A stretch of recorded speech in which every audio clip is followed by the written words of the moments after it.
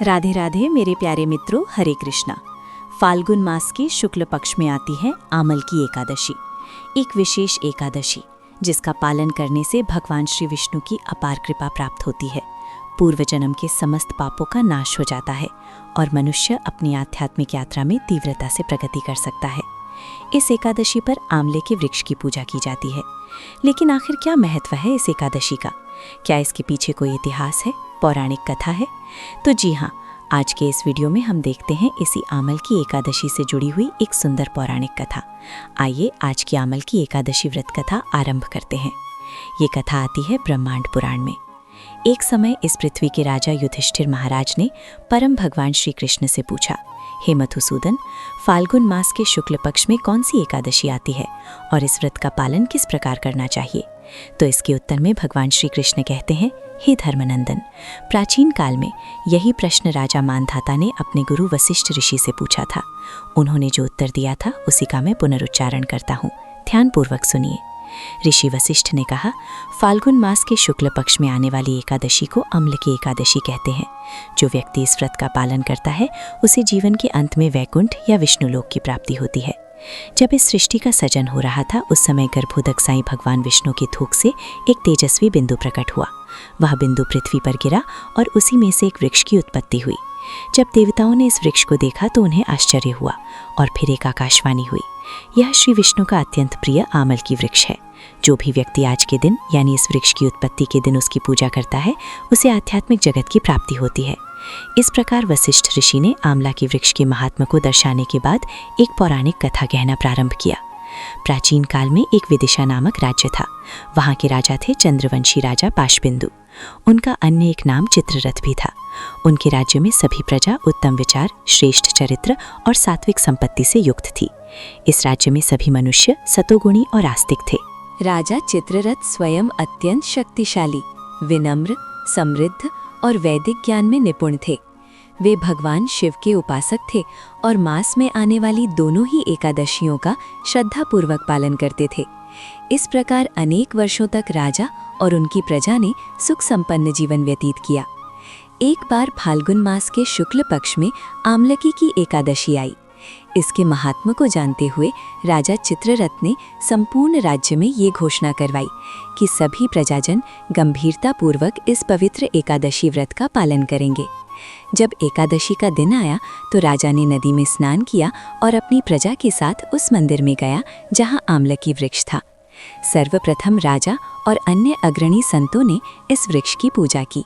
उसे जल, उत्तम छत्र, स्वर्ण, हीरे, मोती, सुगंधित धूप, दीप और नैवेद्य अर्पित किया और फिर भगवान श्री हरि से प्रार्थना की। उसके बाद सभी प्रजाजनों ने भी उस वृक्ष की पूजा अर्चना की। उस दिन संपूर्ण रात्रि राजा और प्रजा वहीं उस वृक्ष के पास जागरण करते रहे। और उन्होंने क्या किया तो उन्होंने भगवान श्री विष्णु की दिव्य कथा का श्रवण किया और भगवान के पवित्र नामों का जाप किया। अब इस पूरे कार्यकाल के दौरान उस स्थान पर एक शिकारी आया। ये शिकारी अत्यंत क्रूर और पशु हत्या जैसे अनेक निंदनीय कार्यों में लिप्त रहने वाला था। संपूर्ण दिन की थकान के कारण वो भूखा प्यासा एक पेड़ के पीछे बैठ गया और पूरी रात वो राजा और प्रजा द्वारा किए जा रहे विधि विधानों को देखता रहा और हरि कथा का श्रवण करता रहा। जब सूर्योदय हुआ तो राजा और प्रजा ने अपने एकादशी व्रत का पारण किया और अपने राज्य में वापस लौट गए। शिकारी भी अपनी झोंपड़ी में वापस आ गया। समय का चक्र चलता रहा और आखिर एक दिन शिकारी के जीवन का अंत समय आ गया। अब देखिए परम भगवान की करुणा का एक और प्रमाण।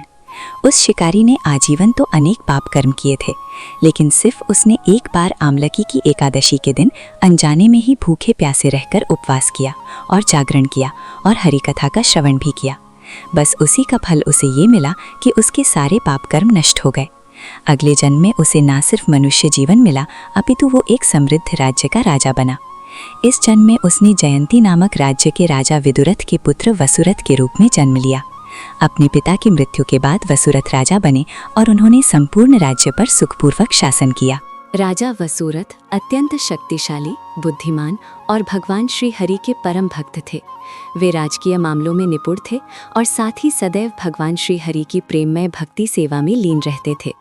अब एक दिन क्या हुआ कि राजा वसुरथ जंगल में मार्ग भटक गए वैसे तो वे अपने मंत्रियों के साथ गए थे, लेकिन किसी कारणवश वे उनसे अलग हो गए और रास्ता भूल जाने पर किसी और दिशा में चले गए। अब संध्या होने वाली थी। राजा को भूख, प्यास और अत्यंत थकान लगी हुई थी, इसलिए वे एक वृक्ष के नीचे विश्राम करने के लिए लेट गए। जैसे ही उनकी आंख लगी, उसी क्षण उनके कुछ आदिवासी शत्रु वहां आ गए और राजा को मारने की योजना बनाने लगे।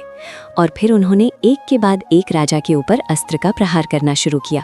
लेकिन आश्चर्य की बात यह थी कि उनका एक भी अस्त्र राजा को स्पर्श तक नहीं कर पाया। ये देखकर अत्यंत हैरान वे आदिवासी शत्रु अभी तो कुछ सोच ही रहे थे कि उतने में राजा के शरीर से एक दैदीप्यमान स्त्री प्रकट हुई। वो स्त्री अत्यंत सुंदर और बिजली की तरह तेजोमय थी, लेकिन साथ ही अत्यधिक क्रोध में भी थी। उसने उसी क्षण अपने प्रज्वलित चक्र से उन सभी आदिवासियों का संहार कर दिया और तुरंत अदृश्य हो गई। उतने में राजा वसुरथ की आंख खुल गई। उन्होंने देखा तो वहां उनके आदिवासी शत्रु मृत होकर जमीन पर गिरे हुए थे। राजा सोचने लगे कि आखिर किसने मेरी रक्षा की होगी, और फिर तभी आकाशवाणी हुई, निसंदेह तुम्हारी रक्षा उन्होंने की है जो अपनी शरण में आने वाली प्रत्येक की रक्षा करते हैं। ये सुनकर राजा समझ गए कि परम भगवान श्री विष्णु ने ही उनकी सहायता की थी, और ये जानकर वे भक्ति भाव से अभिभूत हो गए। और अंत में इस कथा का समापन करते हुए वशिष्ठ मुनि ने राजा मांधाता से कहा, हे राजन, जो भी व्यक्ति इस अत्यंत पवित्र आमलकी एकादशी का पारण करता है, वो निसंदेह परम भगवान श्री विष्णु के परमलोक को प्राप्त करता है। और इस प्रकार परम भगवान श्री कृष्ण ने भी आमलकी एकादशी से संलग्न महाराज युधिष्ठिर की जिज्ञासा को संतुष्ट किया। सर्वोच्च गति प्राप्त करना चाहते हैं तो आमलकी एकादशी व्रत की संपूर्ण विधि का पालन करें। अब देखिए, आज के समय में आपको धार्मिक कहानियां सुनाने वाले तो बहुत मिलेंगे, लेकिन प्रमाणभूत वैदिक कथा शायद ही कहीं मिले। तो बस यही जिम्मेदारी हमने उठाई है। बिना किसी मिलावट के शास्त्रों से सीधा कथाएं आपके समक्ष सुनाने की कोशिश करते हैं। और अगर हमारे वीडियो सराहना करते हैं, यदि आप इस चैनल पर पहली बार आए हैं और अभी तक आपने सब्सक्राइब नहीं किया, तो नीचे सब्सक्राइब बटन ज़रूर दबाइएगा, ताकि ऐसी और भी कथा का एक भी एपिसोड आप मिस ना कर दें। राधे राधे, हरे कृष्णा।